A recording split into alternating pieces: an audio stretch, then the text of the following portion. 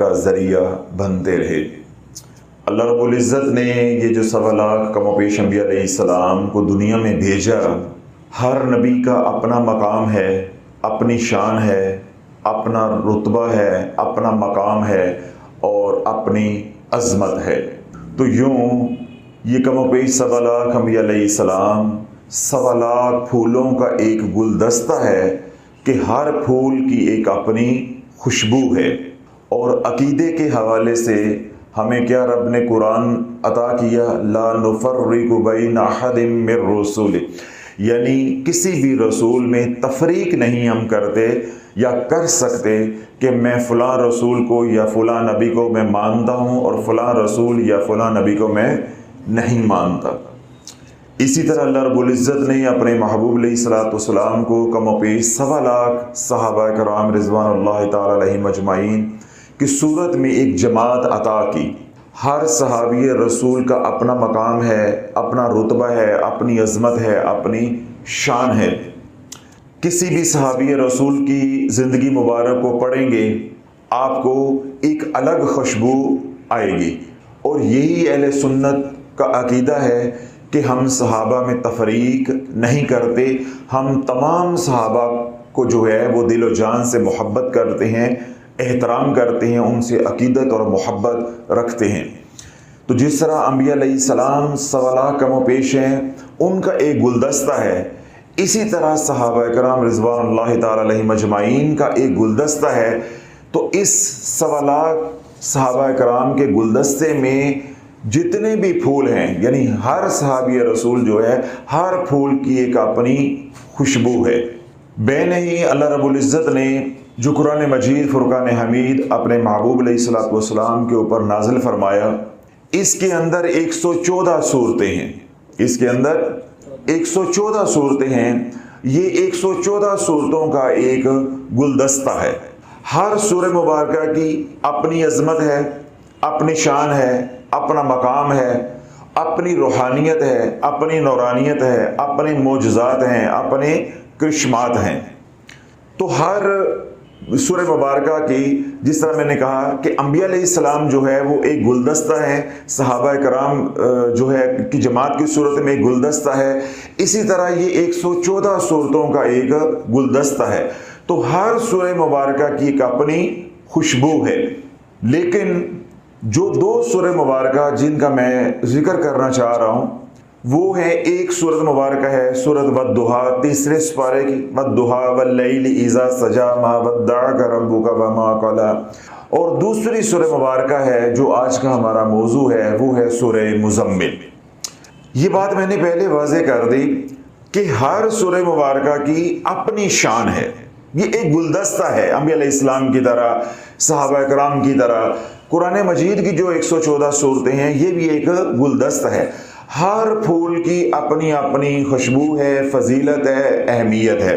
لیکن جن 2 سورہ مبارکہ کا میں نے نام لیا، ایک سورت والضحیٰ اور ایک سورہ مزمل، ان 2 صورتوں کی جو شان ہے یا فضیلت ہے یا جو ان کو انفرادی مقام جو ہے یا منفرد مقام جو حاصل ہے وہ یہ، اگر کوئی طالب مولا ہو اور وہ یہ چاہے کہ میں اللہ کا جو ہے وہ قرب چاہتا ہوں، اللہ کی معرفت چاہتا ہوں، اللہ کی محبت چاہتا ہوں، اور حضور علیہ السلام کی کملی والے کی غلامی چاہتا ہوں، تو وہ ان دونوں صورتوں میں سے کسی ایک صورت کا عامل بن جاتا ہے، اور ساری زندگی جو ہے وہ باقاعدگی کے ساتھ، استقامت کے ساتھ ان 2 سورہ مبارکہ کو پڑھتا رہتا ہے، کسی صاحب عمل سے اجازت لے کر اس کی شاگردی میں یا اس کی صحبت میں جو ہے وہ اس کا فیض پا لیتا ہے، تو در حقیقت وہ اللہ اس کے رسول کو پا لیتا ہے۔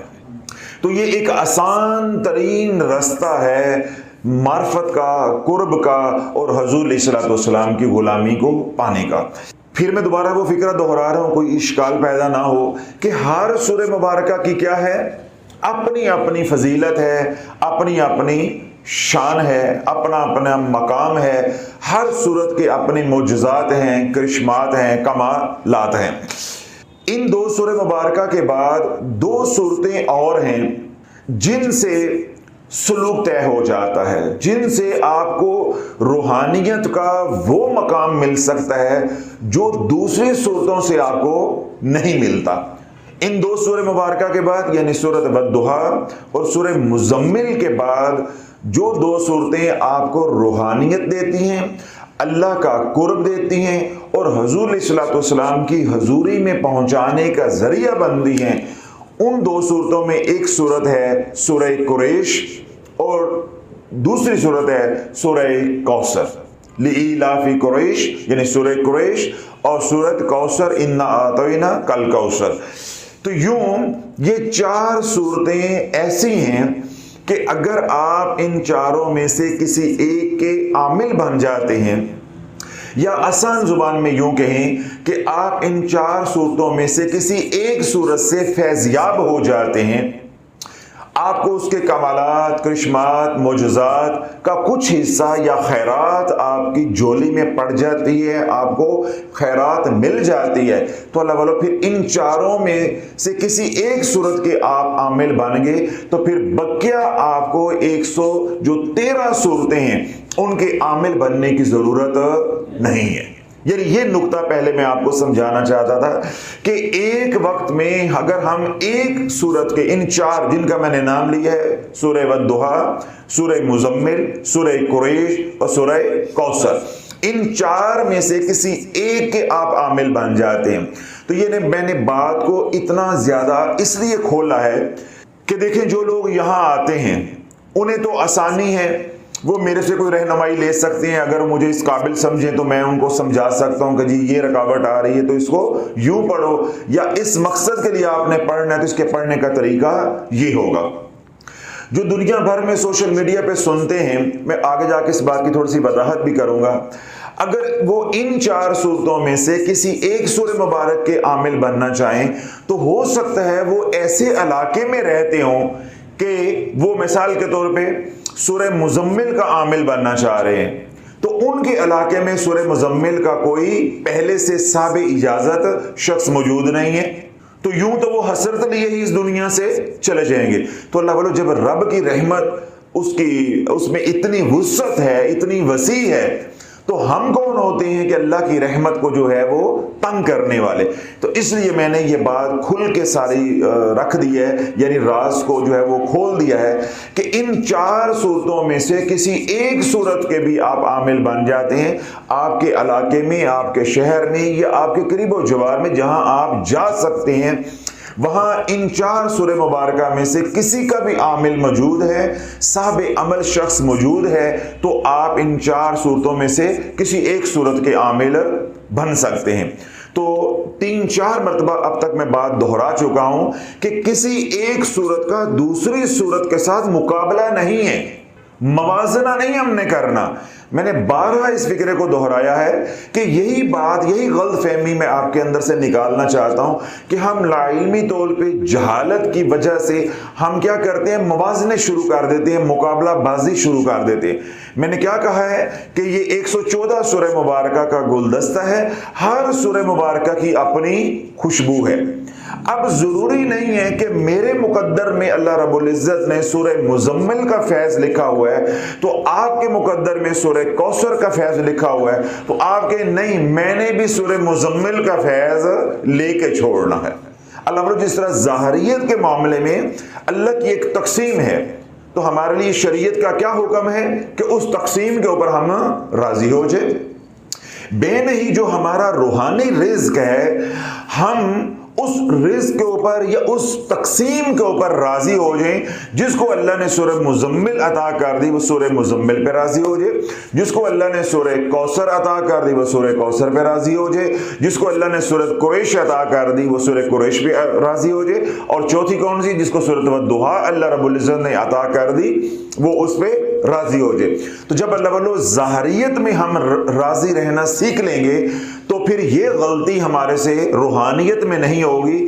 جس عمل سے اللہ نے نواز دیا، اب میرے ذمہ یہ ہونا چاہیے یا مجھے اس بات کا شعور ادراک ہونا چاہیے کہ جو نعمت اللہ نے دے دی ہے، اب اس نعمت کے زیادہ سے زیادہ میں کمالات حاصل کروں، بجائے کہ میں یہ کہوں کہ میں نے سورہ مزمل بھی کر لی ہے، اب میں سورہ کوثر بھی کر لوں، اب میں نے سورہ کوثر اگر کر لی ہے تو میں سورہ قریش بھی کر لوں، جو کہ عوام الناس آج کل کر رہے ہیں۔ پھر جیسے رب ان کی ٹانگیں کھڑی کر کے سارے زمانے کو دکھا رہا ہے، جوں جوں شافی اس مضمون کو، روحانیت کو کھولتا جا رہا ہے، اب ان لوگوں کو سر چھپانے کی جگہ نہیں مل رہی۔ ایسے ایسے لوگوں کے وائس میسیجز، ایسے ایسے لوگوں کے کومنٹس آتے ہیں کہ پڑھ کے جو ہے وہ روح جو ہے وہ لرز جاتی ہے کہ خاندانوں کے خاندان تباہ ہو گئے ہیں، خاندانوں کے خاندان، نسلوں کی نسلیں رجت نے جو ہے وہ تباہ کر کے رکھ دی ہیں۔ جب عملیات کی دنیا میں کودے، چاہے وہ باامر مجبوری اس میں آئے، چاہے شوق کے مارے ہوئے تھے، چاہے انہیں جہالت اس دنیا میں لے آئی، انہوں نے پھر کیا کیا کہ روحانیت کو بغیر شرائط کے سینے کے ساتھ لگایا۔ پھر وہ سینے کے ساتھ ایسے کمبل کو لگا چکے ہیں کہ اب وہ شافی کے بتانے پہ اور بیانات سن کے سمجھنے کے باوجود اب وہ اس کمبل کو چھوڑنا چاہتے ہیں، مگر کمبل نہیں چھوڑتا۔ یہی تو اللہ والوں میں روتا تھا جب میں رجت کے اوپر بیانات کیے کہ تم اس کنویں سے نکلنا بھی چاہو گے، تم نکل نہیں پاؤ گے، محض وہی نکلے گا جس کو اللہ نکال دے۔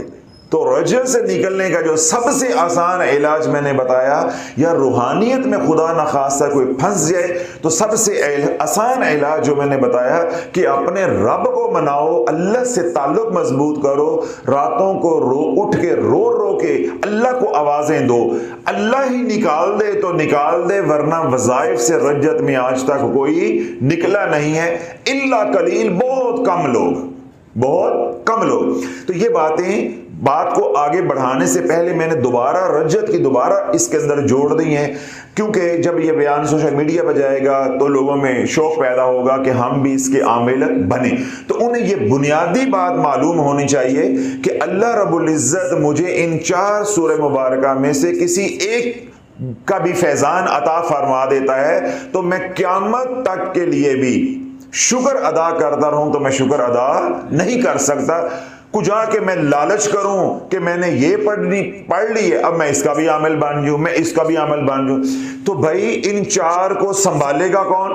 پہلے تو 4 کا آپ کو صاحب اجازت بندہ ہی نہیں ملے گا، عامل ہی نہیں ملے گا۔ اور اگر بالفرض کوئی عامل آپ کو ایسا مل بھی جاتا ہے، کوئی جھوٹا مل بھی جاتا ہے، تو اللہ والے جھوٹے سے تو لے کے کیا کرے گا؟ کیوں جو عامل کامل ہوگا اس کے پاس میں نے کیا بتایا ہے کہ اعمال 3-4 ہوں گے، وہ ان 4 صورتوں میں کسی ایک کا عامل ہوگا جس میں اس کے کمالات ہوں گے، جس سے اس نے استفادہ کیا ہوگا یا فیض یاب ہوگا۔ تو جب ہم کسی ناقص سے 4 صورتوں کا فیض لیں گے یا عمل کرنا یا چلا کریں گے تو کیا ہوگا؟ وہ خود تو مرا ہے، وہ تجھے بھی لے ڈوبے گا، تجھے بھی مار دے گا۔ تو اللہ یہ جو 4 سورہ مبارکہ ہیں، ان 4 کی ایک خاص نسبت ہے حضور علیہ السلام کے ساتھ۔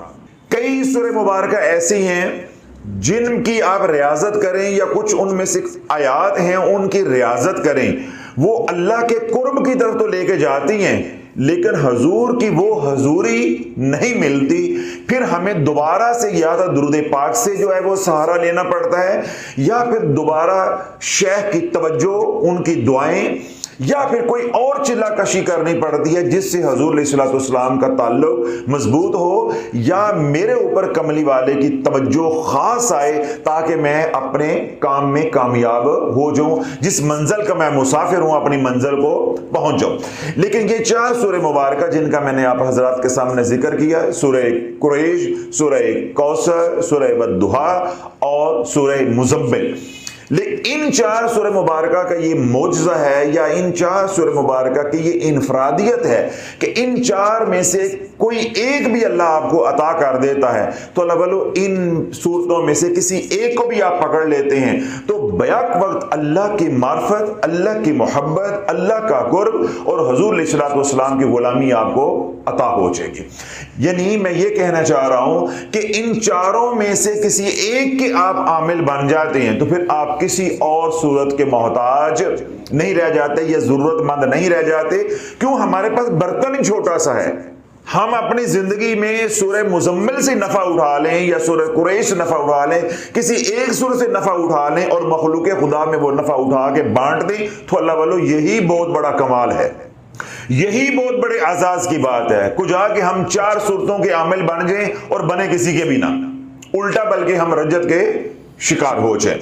تو یہ بنیادی باتیں جو ہیں وہ آپ کو ان 4 سورہ مبارکہ کے حوالے سے سمجھ آ گئی۔ اب بقیہ جو 3 صورتیں ہیں، یہ سورہ والضحیٰ، سورہ قریش، سورہ کوثر، وہ آج ہمارا موضوع نہیں ہے، انشاءاللہ بعد میں اس پہ کبھی کلام کروں گا۔ آج ہمارا موضوع ہے سورہ مزمل، سورہ مزمل۔ اب سورہ مزمل کے اوپر کوئی بات سننے سے پہلے یا میں بات کو آگے بڑھاؤں، پہلے آپ اپنے دل کے اندر یہ بات اتار لیں کہ میں نے کتنی صورتوں کے نام لیے ہیں؟ 4 کے۔ تو 4 میں سے سورہ مزمل نکال دی، باقی کتنی رہ گئی؟ 3۔ یہ ان 3 صورتوں کی بھی امام ہے روحانیت میں، ان 3 صورتوں کی بھی امام ہے روحانیت میں۔ پھر پورے قرآن مجید فرقان حمید میں کتنی صورتیں ہیں؟ 114 صورتوں کے اندر جو امامت روحانیت کی جس صورت کے پاس ہے، اس صورت کا نام سورہ مزمل ہے۔ جو روحانیت مخفی، جو حضور علیہ الصلوۃ والسلام کی حضوری، حضور علیہ الصلوۃ والسلام کا قرب اور اللہ کا پیار، اللہ کی محبت، اللہ کی معرفت جو سورہ مزمل کے اندر مخفی ہے، یا راز روحانیت کا جو سورہ مزمل کے اندر مخفی ہے، وہ دوسری صورتوں کے اندر اس درجے کا نہیں ہے۔ پھر وہی بات میں دوبارہ دہراؤں گا کہ یہ مقابلہ نہیں ہے، یہ صورتوں کا آپس میں موازنہ نہیں ہے۔ اس سورہ مبارکہ کے اندر یہ کمال ہے، ان سورہ مبارکہ کے اندر دیگر کمالات ہیں، جب ان پہ ہم آئیں گے تو انشاءاللہ ان کی ہم بات جو ہے وہ کریں گے۔ دیکھیں جس طرح سورۃ واقعہ ہے، اس کے اپنے کمالات ہیں۔ سورہ یاسین ہے، اس کو قرآن کا دل کہا گیا ہے، اس کے اپنے کمالات ہیں۔ پھر چھوٹی سی سورت ہے، 4 آیات ہیں، سورۃ اخلاص، قل هو اللہ احد، اس کے اپنے کمالات ہیں، اس کے اپنے کمالات ہیں۔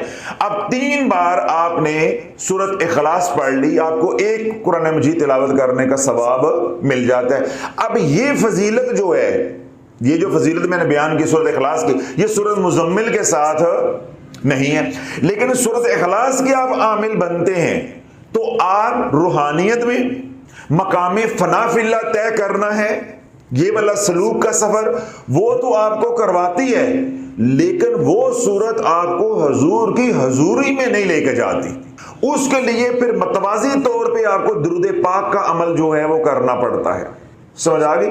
یعنی 2 اعمال آپ جوڑتے ہیں تو پھر آپ سورۃ اخلاص کو بچاتے ہیں۔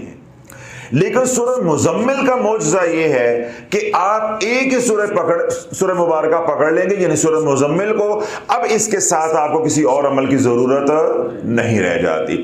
آپ جنات کی دنیا کو بھی اس سے مسخر کریں گے، انسانوں کی دنیا کو بھی اس سے مسخر کریں گے۔ کائنات میں چپے چپے پہ، ذرے ذرے کے اوپر جو فرشتہ جو ہے وہ تعینات ہے، اس کو بھی آپ اگر مسخر کرنا چاہتے ہیں، اپنے دائرہ اختیار میں لے کے آنا چاہتے ہیں، تو اللہ بولو تب بھی سورۃ مزمل ہے، تب بھی سورہ مزمل ہے۔ اگر آپ یہاں تک چاہیں کہ میں اتنی روحانیت چاہتا ہوں کہ میری 4 جو مقرب فرشتے ہیں ان کے ساتھ کسی طرح سے کلام ہو جائے، تو اللہ بولو تب بھی آپ کو سورۃ مزمل کا سہارا لینا پڑے گا، تب بھی آپ کو سورہ مزمل کا سہارا لینا پڑے گا۔ تو یعنی یوں کہہ لیں آسان زبان میں کہ کل روحانیت جو ہے وہ کس کے اندر ہے؟ سورہ مزمل کے اندر۔ کوئی آپ کو کسی بھی سلسلے کا ولی اللہ ہو، آپ جو تاریخ کی کتب ہیں وہ پڑھیں جاؤ، یا اللہ کی شان پہ جو کتب لکھی گئی ہیں، کوئی بھی کتاب آپ پڑھ لیں، کسی بھی سلسلے کا کوئی ولی کامل ہو، شیخ حسن بصری رحمت اللہ علیہ سے لے کے میرے لجپال تک، ہر ولی اللہ جن کے بارے میں میں نے پڑھا یا جن کے بارے میں نے اپنے بزرگان سے سنا، آج تک میں نے کوئی ایسا بزرگ نہیں پایا کہ جو سورۃ مزمل کا عامل نہ ہو، سورۃ مزمل کا عامل نہ ہو۔ یہ الگ بات ہے کہ کوئی سورہ مزمل کا عامل بہت کرنی والا، تگڑا، ڈاڈا، ڈنڈے والا، کوئی تھوڑا سا کم درجے کا، لیکن اس نے اپنی جو ولایت ہے اس سے جو توانائی بخشی ہے، فیض سے فیضیاب ہوا ہے، اس کے اندر سورۃ مزمل کا کردار لازمی ہے، چاہے اس کے سلسلے کے اندر سورۃ مزمل تھی یا نہیں تھی۔ جس کا سلسلہ عالیہ نقش بندیہ ہے اس کے اندر سورۃ مزمل نہیں ہے، لیکن میں بہت سے بزرگان کو جانتا ہوں کہ جنہوں نے انفرادی طور پہ کسی اور مرشد سے، کسی اور ہادی سے، کسی اور عامل سے صاحب اجازت سے جا کے سورۃ مزمل کا چلا کیا تاکہ میری جو روحانیت ہے وہ اور آگے بڑھے۔ تو بات اللہ والو وہیں آ گئی کہ کسی نے براہ راست جو ہے سورۃ مزمل سے نفع اٹھایا اپنے سلسلے میں رہتے ہوئے، اور کسی نے بالواسطہ طور پہ سورۃ مزمل سے نفع اٹھایا۔ تو کہنے اور عرض کرنے کا مقصد یہ ہے کہ کوئی بھی ولی کامل جس کا بھی آپ نام لیں، اللہ والو جب اس کے معمولات کو آپ ٹٹولو گے، کھولو گے، صبح سے لے کے شام تک اور شام سے لے کے اگلی صبح تک، یعنی 24 گھنٹے کے جو معمولات اور وظائف کسی بھی بزرگ کے کھولو گے تو آپ کو سورہ مزمل لازمی وہاں ملے گی۔ وہ الگ بات ہے کہ اس کی تعداد کم درجے کی ہو یا زیادہ درجے کی ہو، لیکن سورۃ مزمل ان کے معمولات میں سے ایک معمول آپ کو ملے گا۔ سورہ مزمل نزولی اعتبار سے قرآن مجید فرقان حمید کی تیسری سورہ مبارکہ ہے۔ سورہ قلم کے بعد یہ نازل ہوئی، اور یہ ان سورہ مبارکہ میں سے ہے جو مکمل کی مکمل نازل ہوئی، کیونکہ بہت سی صورتیں ہیں جو کچھ حصہ ان کا نازل ہوتا رہا توڑ توڑ کے، یعنی کچھ آیات پہلے آئیں، کچھ بعد میں آئیں، پھر درمیان میں کئی اور صورتیں آ گئیں، کچھ اور آیات آتی رہیں موقع مناسبت کے حساب سے، تو پھر جا کے وہ جو ہے وہ اللہ کے نبی علیہ الصلوۃ والسلام نے مکمل کروائیں۔ لیکن سورہ مزمل ان صورتوں میں سے ہے جو ایک ہی وقت میں نازل ہوئی اور مکمل کی مکمل نازل ہوئی۔ سورہ قلم کے بعد یہ نازل ہوئی اور سورہ مدثر سے پہلے یہ نازل ہوئی، تو نزولی اعتبار سے یہ تیسری صورت ہے، مکی صورت ہے، مکہ میں یہ نازل ہوئی۔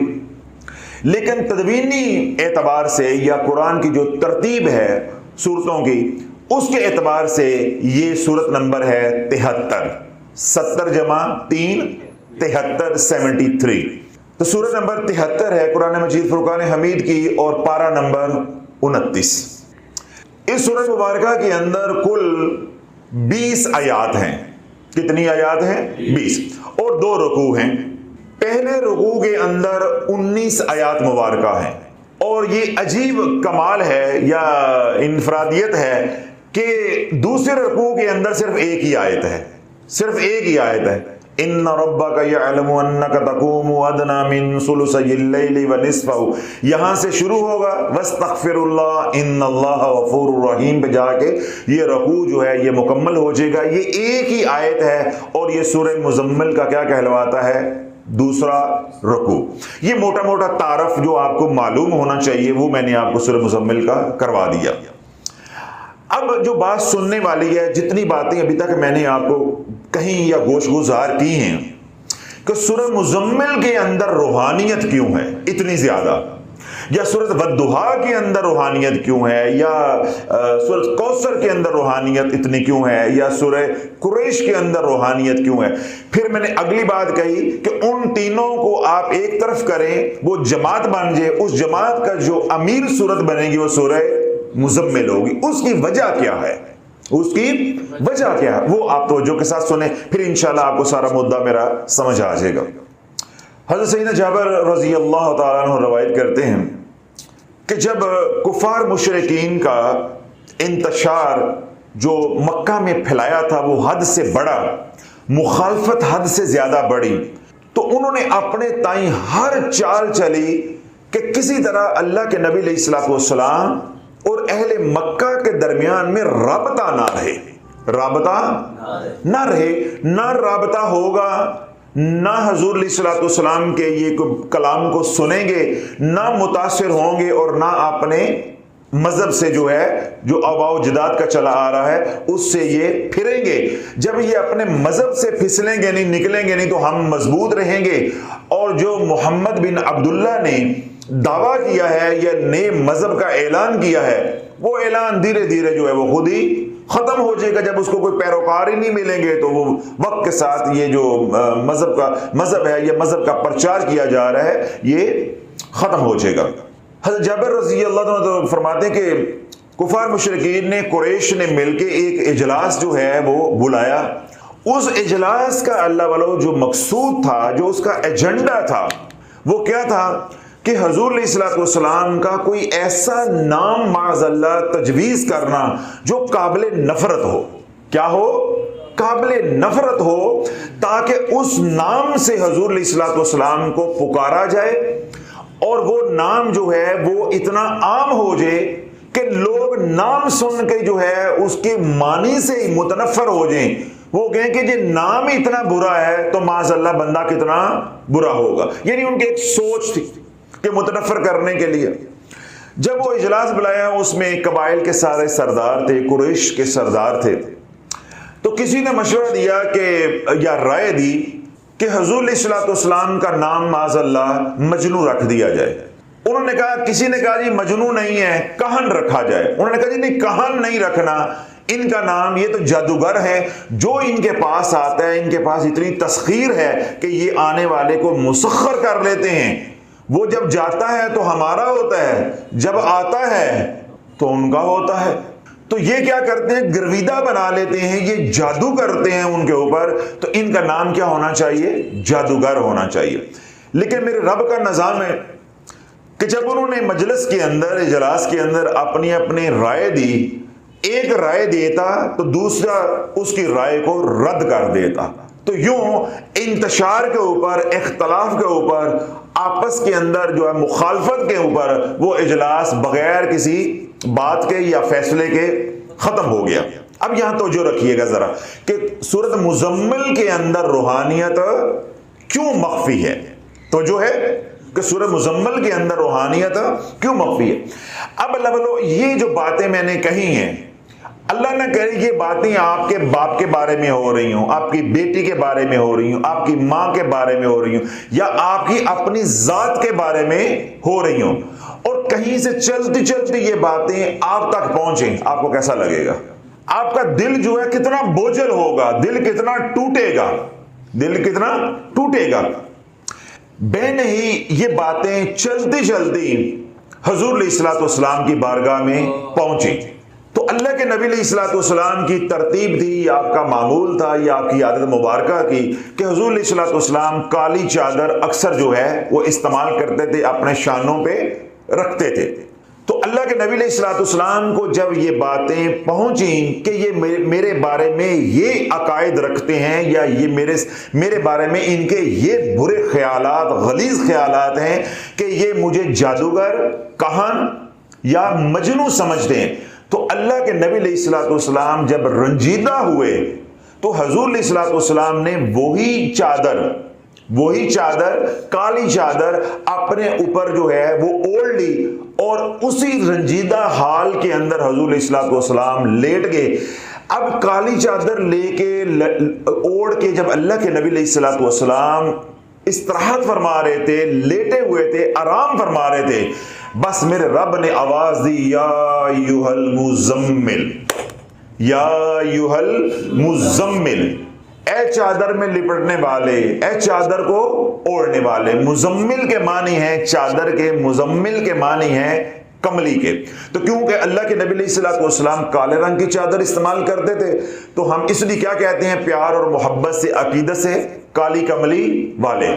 اسی مناسبت سے الحمدللہ شافیہ سوشل میڈیا نے چینل بھی لانچ کیا ہے کملی، تو ہم وہ حضور کے پیار میں، حضور کے محبت میں، اور اس کے اوپر ہمارا مقصود اور مطلوب بھی کیا ہے کہ امت جو ہے وہ درود و سلام پہ آ جائے، درود و سلام پڑھنے والی بن جائے۔ تو جب اللہ کے نبی علیہ الصلوۃ والسلام کالی کملی اوڑھ کے استراحت فرما رہے تھے، آرام فرما رہے تھے، تو رب نے کیا قرآن اتارا؟ یا ایھا المزمل۔ اللہ کے نبی علیہ الصلوۃ والسلام، سیدنا ابو ہریرہ رضی اللہ عنہ روایت کرتے ہیں کہ حضور علیہ الصلوۃ والسلام نے فجر کی نماز پڑھائی، تو باہر جب تشریف لے کر آئے تو حضور علیہ الصلوۃ والسلام نے فرمایا کہ میرے پاس جبریل آئے، میرے پاس جبریل آئے، اور مجھے لا کر سورۃ مزمل جو ہے وہ دی، اور یہ سورۃ مزمل جو ہے نورانی خط کے ساتھ لکھی گئی تھی، اور جبریل امین علیہ السلام نے حضور علیہ الصلوۃ والسلام کی بارگاہ میں عرض کی کہ یا رسول اللہ، رب نے ہم 4 فرشتوں کو، یعنی جو 4 مقرب فرشتے ہیں، جبریل، اسرافیل، میکائیل اور اسرائیل علیہ السلام، ہم 4 مقرب فرشتوں کو اللہ رب العزت نے مخاطب کر کے ارشاد فرمایا کہ اے فرشتوں گواہ ہو جو، اے فرشتوں گواہ ہو جو جس نے سورۃ مزمل کو پڑھا، جس نے زندگی میں سورہ مزمل کو پڑھا، میں اس کے سارے گناہوں کو معاف کر دوں گا، قبر کے عذاب کو ہٹا دوں گا اور جہنم سے خلاصی عطا فرما دوں گا، جہنم سے خلاصی عطا فرما دوں گا۔ اللہ جب یہ سورہ مزمل نازل ہوئی ہے تو ساتھ ہی یہ بشارت بھی اللہ کے نبی علیہ الصلوۃ والسلام کو عطا کر دے گی، تاکہ جو آپ رنجیدہ ہوئے تھے، دکھی ہوئے تھے، اس غم کا، اس دکھ کا کچھ مداوا ہو سکے، تاکہ اس کیفیت کے اندر سے نکل آئے۔ تو جو اللہ رب العزت نے انداز کلام جو ہے وہ اپنایا، اس کے اندر اللہ والو اتنی مٹھاس ہے، اتنی محبت ہے، اتنا پیار ہے کہ وہ الفاظ کے اندر بیان نہیں کیا جا سکتا۔ تو جو آپ بار بار سورۃ مزمل پڑھتے ہیں تو آپ اس کی ابتدا کہاں سے کریں گے؟ یا ایھا المزمل۔ تو جب تک آپ کو یہ پوری تاریخ، شان نزول، سیاق و سباق اس سورہ مبارکہ کا معلوم نہیں ہوگا، آپ کو یہی نہیں پتا ہوگا میں پڑھ کے آ رہا ہوں، میں پڑھ کے آ رہا ہوں۔ حضرت ابی بن کعب رضی اللہ تعالیٰ نے روایت کی، حضور علیہ الصلوۃ والسلام نے ارشاد فرمایا کہ جس نے سورہ مزمل پڑھی، جس نے سورہ مزمل پڑھی، اللہ اس کی تمام دنیا آخرت کی مشکلات کو دور عطا فرما دے گا۔ کیوں؟ اللہ کے نبی علیہ الصلوۃ والسلام اس وقت شدید تکلیف میں تھے، اپنے بھی اور غیر بھی تلے ہوئے تھے کہ کسی طریقے سے یہ جو پرچار ہو رہا ہے مذہب کا یا دین اسلام کا، یہ ختم ہو جائے، تو تبلیغ کا راستہ جو ہے وہ بند ہو جائے، یہ جو تبلیغ کا کام ہے، دعوت و تبلیغ کا کام ہے، یہ آگے نہ بڑھ سکے۔ تو حضور علیہ الصلوۃ والسلام کیا تھے؟ شدید پریشان تھے، رنجیدہ تھے۔ تو جو شخص دنیا میں کسی بھی غم میں ہو، پریشانی میں ہو، تکلیف میں ہو، وہ اولاد کی تکلیف ہے، بیماری کی تکلیف ہے، جادو کی وجہ سے پریشان ہے، مالی تنگدستی کی وجہ سے پریشان ہے، اولاد کی نافرمانی کی وجہ سے پریشان ہے، ہمسایوں کی وجہ سے پریشان ہے، اور خاص طور پہ شریکے کے تانوں کی وجہ سے پریشان ہے۔ میں نے تھوڑے دن پہلے بیان کیا تو میں نے کیا کہا کہ جب بھی میں بیان کرتا ہوں دشمنوں کو نکیل ڈالو، دشمنوں کا مقابلہ کرنے کے لیے یہ عمل کرو، یا دشمنوں کا علاج کرنے کے لیے یہ عمل کرو، یعنی دشمنوں کے حوالے سے کوئی بات یا حاسدین کے حوالے سے کوئی بیان کرتا ہوں تو وہ سوشل میڈیا پہ راتوں رات وائرل ہو جاتا ہے، راتوں رات وائرل ہو جاتا ہے۔ اس کی وجہ کیا ہے کہ امت کے اندر، لوگوں کے اندر، ہمارے دلوں کے اندر اللہ والوں اپنوں کی پرایوں کی اتنی قدورتیں ہیں، نفرتیں ہیں کہ ہر بندہ دوسرے کو مٹانا چاہتا ہے اور خود جینا چاہتا ہے، اس لیے وہ بیانات یا وہ ویڈیوز جو ہے وہ وائرل ہوتی ہیں۔ تو جو شخص بھی سن رہا ہے، اگر وہ یہ سمجھتا ہے کہ میں حق پہ ہوں، میرے اپنوں نے اور پرایوں نے میری زندگی اجیرن کی ہوئی ہے، ناک میں دم کیا ہوا ہے، تو اللہ واللہ وہ تنہائی میں شافی کی بات سن کے سوچے کہ جو تیرے اوپر پریشانیاں ہیں ان کا تو موازنہ بھی کملی والے کے ساتھ نہیں کیا جا سکتا، ان کا تو موازنہ بھی کملی والے کے ساتھ نہیں کیا جا سکتا۔ اللہ نے جو آزمائشیں اپنے محبوب علیہ الصلوۃ والسلام پہ اتاری، امتی تو ان کا سوچ بھی نہیں سکتا، موازنہ تو بڑی دور کی بات ہے، سوچا بھی نہیں جا سکتا۔ پھر اللہ واللہ جو میں فکرہ بارہا بیانات کے اندر دہراتا رہتا ہوں کہ جتنا بڑا ایمان اتنا بڑا امتحان، اللہ کے نبی کا ایمان سب سے بڑھ کے تو امتحان بھی سب سے بڑھ کے، پھر اللہ کا اصول ہے، اللہ کی ترتیب ہے، اللہ کی سنت ہے، اللہ کا نظام ہے۔ لا یکلف اللہ نفسا الا وسعها، یعنی جتنی آپ کی جان کے اندر سکت ہے اس سے زیادہ ہم کسی کے اوپر بوجھ نہیں ڈالتے، یعنی جتنی آزمائش آپ برداشت کر سکتے ہیں اللہ اتنی ہی آزمائش ڈالتا ہے۔ تو نبی کا جو ایمان ہے وہ سب سے بڑھ کے ہوتا ہے، اس کے اوپر آزمائش یا امتحان بھی سب سے بڑا ہوتا ہے۔ کیوں؟ نبی کی زندگی امت کے لیے مثال بننی ہوتی ہے، مثال بننی ہوتی ہے۔ تو اس لیے وہ تمام حضرات جو مشکلات کے اندر گرے ہوئے ہیں، تکالیف کے اندر ہیں، پریشانیاں، جس طرح میں نے نام لیا کہ جادو کی وجہ سے پریشان ہیں، مالی تنگ دستی کی وجہ سے پریشان ہیں، اولاد کی نافرمانی کی وجہ سے پریشان ہیں، یا گھر میں دیگر مسائل ہیں، بیماریاں ہیں، اس طرح بیٹیاں ہیں وہ لڑکے روٹ کے گھر آ کے بیٹھی ہیں، یا ان کو بٹھایا گیا ہے، یا اور اس طرح کے مسائل جنہوں نے ہمیں گھیرا ہوا ہے، چاہے وہ معاشرتی ہیں چاہے وہ معاشی ہیں، کسی بھی طرح کے مسائل کی وجہ سے اللہ والو پریشانی ہے، وہ پریشان حال شخص اگر سورۃ مزمل کو اپنا عمل، اپنا وظیفہ بنا لیتا ہے تو اللہ رب العزت اس کو ان پریشانیوں سے، ان مصیبتوں سے، ان تکلیفوں سے ایسے نکالے گا جیسے آٹے میں سے بال نکالتے ہیں یا مکھن میں سے بال نکالتے ہیں، ایسے نکالے گا۔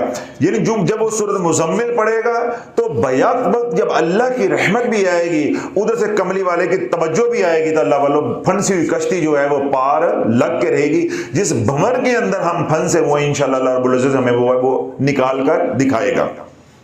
حضرت سیدنا ابو عبداللہ رحمہ اللہ نے اس حدیث پاک کو نقل کیا ہے کہ جس نے سورۃ مزمل بعد نماز عشاء دیر سے پڑھی، یعنی ان کا اشارہ ہے کہ تہجد میں جو ہے وہ اہتمام کیا، یا تہجد کے وقت جو ہے وہ سورۃ مزمل پڑھی، یا عشاء کی نماز کے اندر اس کی تلاوت کی۔ یعنی دو طریقے انہوں نے بتائے۔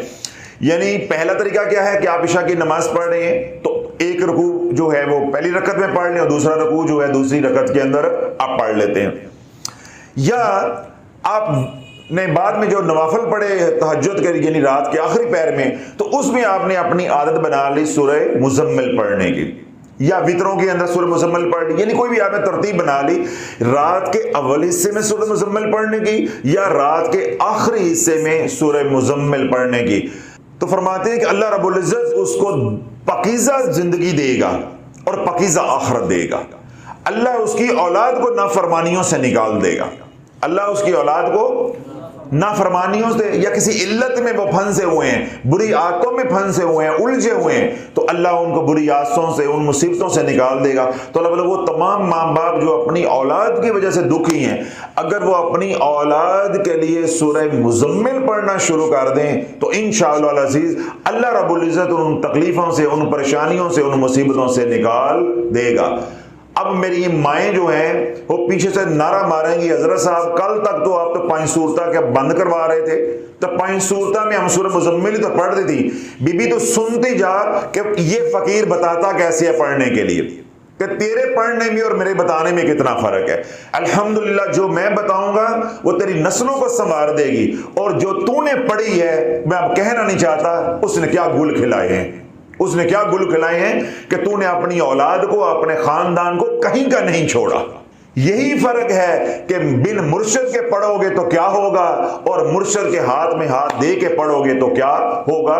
اور یہ بات میں نے بیان کے شروع میں کہی ہے کہ کسی ان 4 صورتوں میں سے کسی کا بھی آپ نے عامل بننا ہے تو صاحب اجازت سے اجازت بھی لیں اور اس کی صحبت اختیار کر کے عامل بنے۔ یہ نہیں کہ یوٹیوب پہ اجازت لے کے آپ پڑھنا شروع کر دیں یا کسی کتاب کی اجازت سے پڑھنا شروع کر دیں۔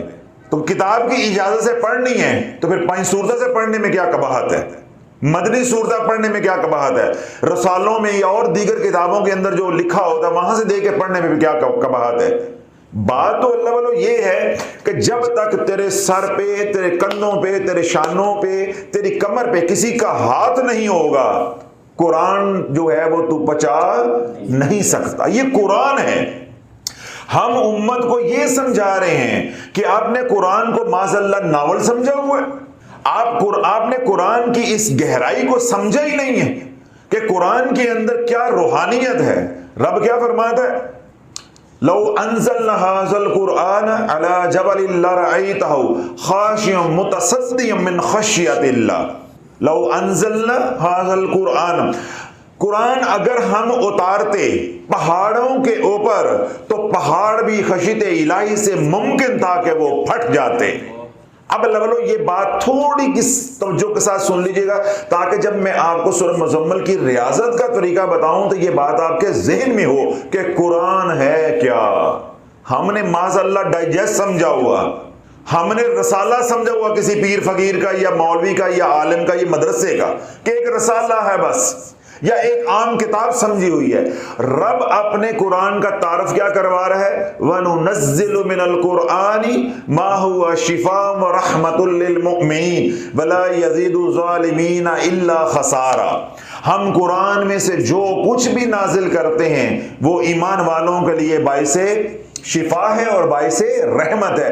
وَلَا يَزِيدُ الظَّالِمِينَ إِلَّا خَسَارًا۔ جو بد عقیدہ ہیں، جو کہتے ہیں کہ قرآن پڑھنے سے کیا ہو جاتا ہے، یا سرے سے ہی اللہ رسول کے منکر ہیں، کتاب اللہ کے منکر ہیں، اور یا ان کے دلوں میں ہے اور یار اگے اینے وظیفے کیتے تو کی ہو گیا ہون کی ہو جانا ہے، یہ سب کس میں آئیں گے؟ وَلَا يَزِيدُ الظَّالِمِينَ إِلَّا خَسَارًا۔ یہ سب کے سب ظالم ہیں۔ ایک بات ہو گئی، وَلَا يَزِيدُ الظَّالِمِينَ إِلَّا خَسَارًا۔ ایک تو عقیدے کے حوالے سے بات ہو گئی، اور دوسری بات کیا ہے؟ ایمان والوں کے لیے، مومنین کے لیے اللہ نے کیا فرمائی ہے؟ وَنُنَزِّلُ مِنَ الْقُرْآنِ مَا هُوَ شِفَاءٌ وَرَحْمَةٌ لِّلْمُؤْمِنِينَ۔ ایمان والوں کے لیے اللہ نے الگ بشارت دے دی ہے کہ قرآن نفع ہی نفع ہے، شفا ہی شفا ہے، رحمت ہی رحمت ہے۔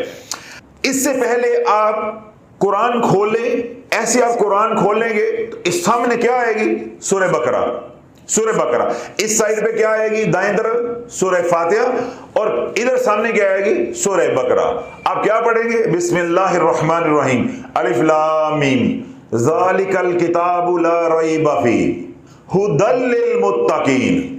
اللہ والو، اللہ نے ایسی رسیاں جکڑی ہیں نا، ایسی مشکیں باندھی ہیں کہ کلام کا انداز ہی ایسا ہے کہ کتاب کھولتے ہی اللہ نے مشکیں باندھ دی ہیں کہ اس کتاب کو پڑھنے سے پہلے ایک بار نہیں کروڑ بار سوچ لے، اس میں کوئی جول نہیں ہے، یہ کوئی رسالہ نہیں ہے، سمجھ آ گئی؟ یہ کوئی ناول اور ڈائجسٹ نہیں ہے، یہ تیرے رب کی طرف اتارا ہوا قرآن ہے، تنزیل من رب العالمین، جو تیرے رب کی طرف سے جو ہے اتارا گیا ہے، جو عالمین کو پالنے والا ہے، یہ رب کی طرف سے اتارا ہوا قرآن ہے۔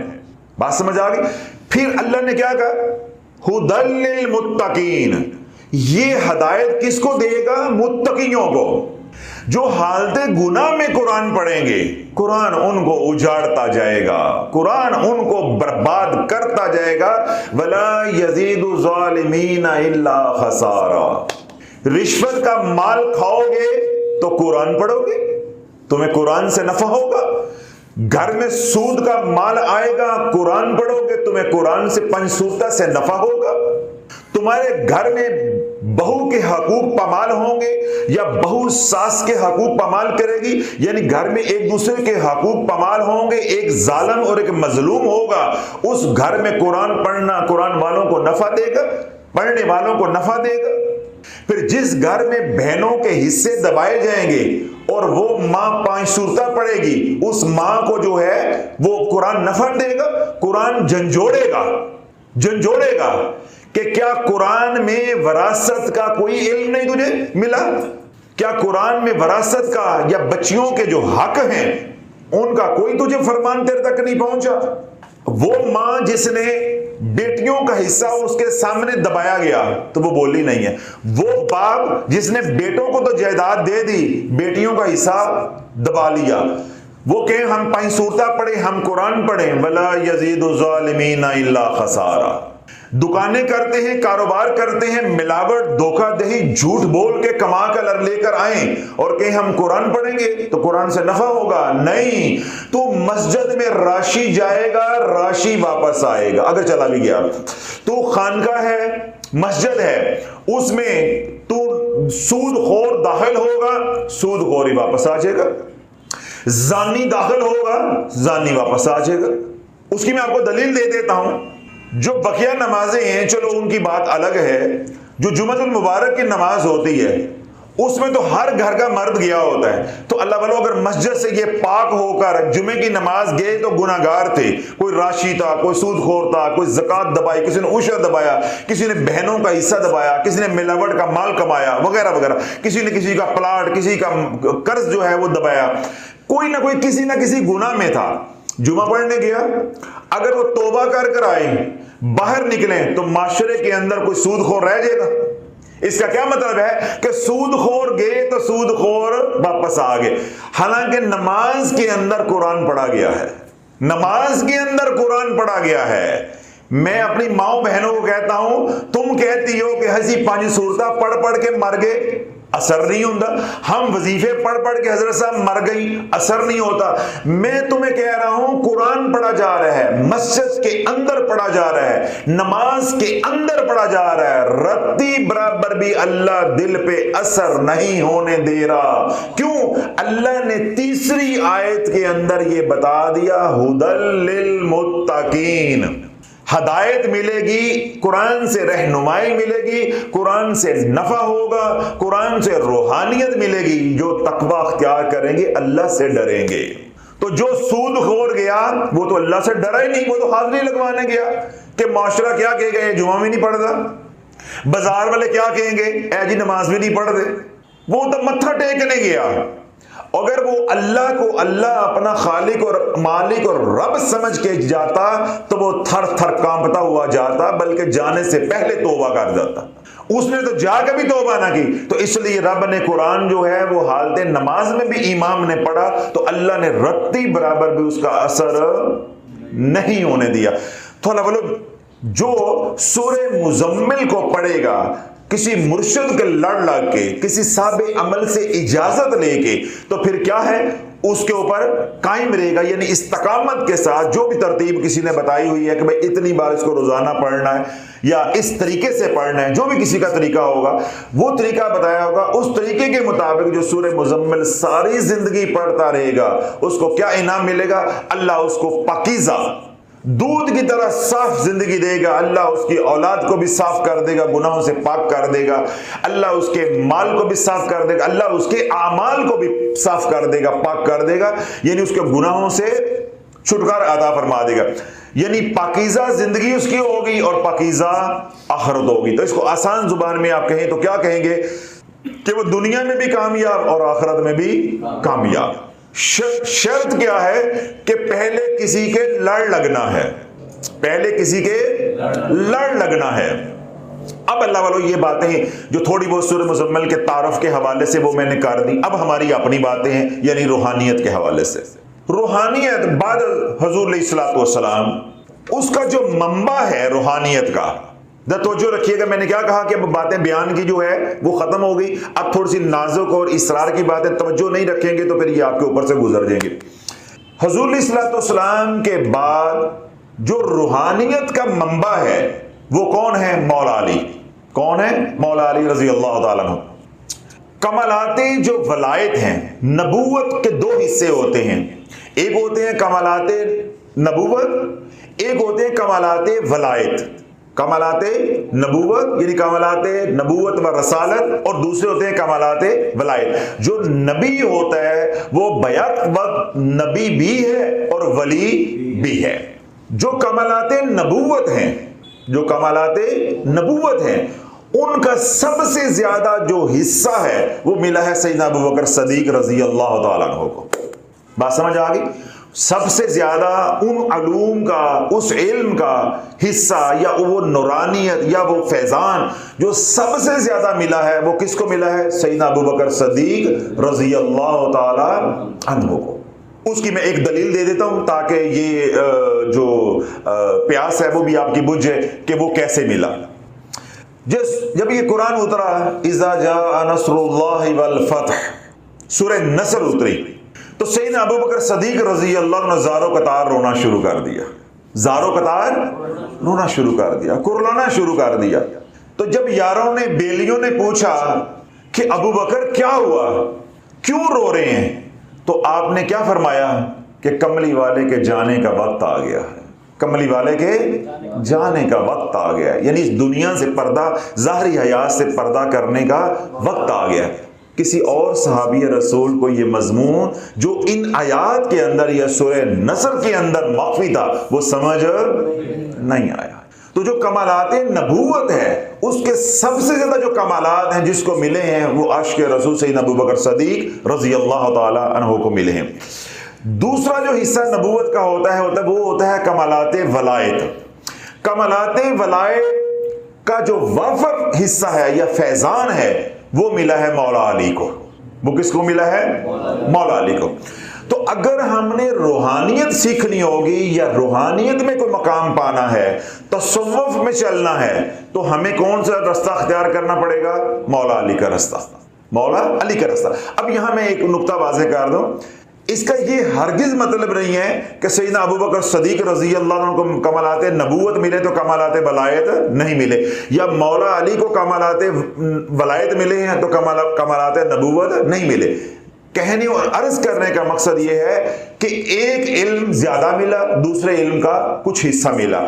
مولا علی کو کمالات ولایت زیادہ ملے، اور جو علم نبوت ہے، کمالات نبوت ہیں، ان کا وہ حصہ یا اتنا فیضان نہیں ملا جتنا سیدنا ابوبکر صدیق رضی اللہ تعالیٰ عنہ کو ملا ہے۔ یہ اللہ کی تقسیم ہے، اللہ کی ونڈ ہے، جیسے وہ چاہے جس کو وہ نواز دے۔ تو مولا علی کرم الوجہ الکریم جو روحانیت کا منبع ہے بعد از حضور علیہ الصلوۃ والسلام، بات سمجھ آ گئی؟ تو مولا علی فرماتے ہیں کہ میں نے زندگی میں 170 جنگوں میں حصہ لیا اور جیتا ہوں، میں نے 70 لڑائیاں لڑی اور جیتا ہوں، میری ہر لڑائی کی جیت کے پیچھے سورہ مزمل ہے، میری ہر لڑائی کی جیت کے پیچھے سورہ مزمل ہے۔ تو میں نے ابھی کیا کہا تھا کہ جو سورہ مزمل پڑھے گا اللہ اس کی ہر مشکل کو آسان کر دے گا، چاہے وہ مشکل کسی بھی درجے کی ہو، اللہ آسان کر دے گا۔ اب توجہ رکھیے گا، غزوہ خیبر کے اندر کیا مشکل آئی تھی؟ کیا مشکل آئی تھی کہ مسلمان حملہ کر رہے ہیں لیکن کامیابی نہیں ہو رہی۔ تو جو غزوہ خیبر ہوا، جو درہ خیبر تھا، یعنی یہودیوں کا آخری گڑھ تھا، یہودیوں کا آخری گڑھ تھا، یعنی طاقت کا، جس طرح آج کے دور میں آپ کہہ لیں جس طرح واشنگٹن ڈی سی ہے، ٹھیک ہے، تو وہ ان کا کیا ہے؟ گڑھ ہے طاقت کا۔ تو یوں اس زمانے میں کیا تھا کہ یہودیوں کا جو درہ خیبر تھا وہ ان کا طاقت کا منبع تھا، طاقت کا گڑھ تھا۔ اب اس فتنے کو ختم کرنے کے لیے اور دین اسلام کو آگے بڑھانے کے لیے کہ پوری دنیا میں وہ پھیلے، یہودیوں کے اس گڑھ کو فتح کرنا زندگی موت کا مسئلہ تھا، زندگی موت کا مسئلہ تھا۔ تو اس کی فتح کا جو سیرا ہے وہ اللہ رب العزت نے کس کے سر پہ سجایا؟ مولا علی کے۔ مولا علی فرماتے ہیں کہ میں نے جب درہ خیبر کا دروازہ اکھاڑا، وہ طاقت میری نہیں تھی، سورہ مزمل کی تھی، وہ طاقت میری نہیں تھی، سورہ مزمل کی تھی۔ اگر آپ جاگ رہے ہیں تو میں نے شروع میں ایک فکرہ بولا تھا کہ اگر آپ یہ چاہیں کہ میرا رابطہ 4 مقرب فرشتوں کے ساتھ ہو جائے، کسی بھی طرح اللہ میری رہنمائی، میری مدد فرما دے، تو تب بھی ہمیں بھیک لینی پڑے گی یا خیرات لینی پڑے گی، فیض دینا پڑے گا سورہ مزمل کا۔ مولا علی سورہ مزمل پڑھ رہے تھے، سورہ مزمل کی تلاوت کر رہے تھے، جب آپ نے کنڈا دیا اس دروازے کو اکھاڑنے کے لیے تو پیچھے زور جو ہے وہ جبریل امین علیہ السلام کا تھا، زور اور طاقت جو لگ رہی تھی وہ جبریل امین علیہ السلام کی تھی۔ ایک بات، مولا علی اپنے بیلیوں کے ساتھ بیٹھے ہوئے ہیں، یعنی صحابہ کے ساتھ بیٹھے ہوئے ہیں، سوکھے ٹوکر، سمجھ رہے ہیں؟ آج تو کہتے ہیں 3 کروڑ کی سبیل چلا دی ہم نے 10 محرم کو، جی ملک شیک کی اور کھجوروں کی سبیل چلا دی۔ تو جن کے نام کے ٹکڑے کھاتے ہیں کبھی ان کی زندگی نہیں پڑی کہ انہوں نے زندگی کیسے گزاری۔ سوکھے ہوئے ٹکر یعنی روٹیاں، پرانی روٹیاں وہ چبا رہے ہیں۔ تو مولا علی کرم الوجہ الکریم کے یہ جو چہرے کے جو مسل ہیں، پٹھے ہیں، یہ جو ہڈیاں ہیں، یہ ایسے ایسے ہوتی نظر آ رہی ہیں، اور آپ کے سارے یہاں پسینہ بہہ رہا ہے، یعنی یہ جبڑوں کی طاقت جو ہے دبانے پہ جب لگی تو سارا چہرہ کیا ہے؟ پسینے سے شرابور ہو گیا، یعنی بڑی سخت چیزیں کھائی جا رہی ہیں۔ تو صحابہ نے مولا علی کی بارگاہ میں عرض کی کہ مولا علی، ایک طرف آپ کی طاقت کا یہ عالم ہے کہ آپ نے درہ خیبر کا دروازہ اکھاڑ کے وہ مارا اکیلے، اور دوسری طرف یہ ہم کیا دیکھ رہے ہیں کہ آپ سے ٹکر نہیں چبایا جا رہا۔ تو آپ نے فرمایا کہ یہ طاقت مولا علی کے جسم کی ہے، اور وہ طاقت سورہ مزمل کی تھی، وہ علی کی روحانیت کی طاقت تھی، وہ علی کی روحانیت کی طاقت تھی۔ تو اللہ جس روحانیت کی طاقت سے مولا علی نے درہ خیبر کے دروازے کو اکھاڑا، وہ روحانیت کہاں سے ملی تھی؟ سورہ مزمل سے۔ پھر مولا علی نے یہ جو روحانیت ہے سورہ مزمل کی، یا سورہ مزمل کا جو فیضان ہے، اس کو آپ نے منتقل کیا شیخ حسن بصری رحمہ اللہ کو۔ سمجھ آگی بات؟ یعنی پہلے ہم حضور علیہ الصلوۃ والسلام سے ہم شروع ہوئے، وہاں سے بات شروع ہوئی، وہاں سے ہم نیچے آئے ہیں کہاں؟ مولا علی پہ۔ اب ہم آ گئے ہیں شیخ حسن بصری رحمہ اللہ کے اوپر۔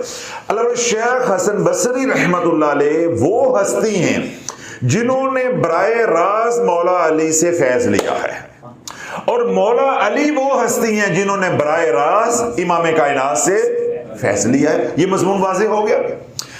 اگلا نقطہ جو آپ کے ذہن میں رہنا چاہیے کہ شیخ حسن بصری رحمت اللہ علیہ دنیا بھر میں جتنے بھی سلسلے ہیں، دنیا بھر میں جتنے بھی طریقت کے، تصوف کے سلسلے ہیں، روحانیت کے سلسلے ہیں، سوائے سلسلہ عالیہ نقشبندیہ، کون سا؟ سلسلہ عالیہ نقشبندیہ، تمام سلاسل کے امام شیخ حسن بصری رحمت اللہ علیہ ہیں۔ تمام سلاسل کے امام کون ہیں؟ شیخ حسن بصری رحمت اللہ علیہ ہیں۔ صرف سلسلہ عالیہ نقشبندیہ ہے جب ہم اس میں سلوک طے کرتے ہیں یا حضور علیہ الصلوۃ والسلام کے قلب اطہر سے جڑتے ہیں، تو درمیان میں کیا آتے ہیں؟ سیدنا ابو بکر صدیق رضی اللہ تعالی عنہ۔ تو اب وہ سلسلہ عالیہ نقشبندیہ ہو، مجددیہ ہو، اویسیہ ہو، یہ جو آگے بعد میں وقت کے ساتھ ساتھ شاخیں بن گئی، یہ تو اپنی جگہ پہ ہے، لیکن شروع میں جب یہ سلسلے کی ابتدا ہوئی تو یہ سلسلہ صدیقیہ کہلواتا تھا، سلسلہ صدیقیہ کہلاتا۔ پھر جن جن بزرگان سے اللہ رب العزت نے کام لیا، ان کے ناموں سے یہ سلسلہ جو ہے وہ مشہور ہوتا گیا، منسوب ہوتا گیا۔ اور آج کے دور میں یہ سلسلہ جو ہے مجدد رفسانی رحمت اللہ علیہ سے منسوب ہے، تو سلسلہ یہ نقشبندیہ مجددیہ کہلواتا ہے۔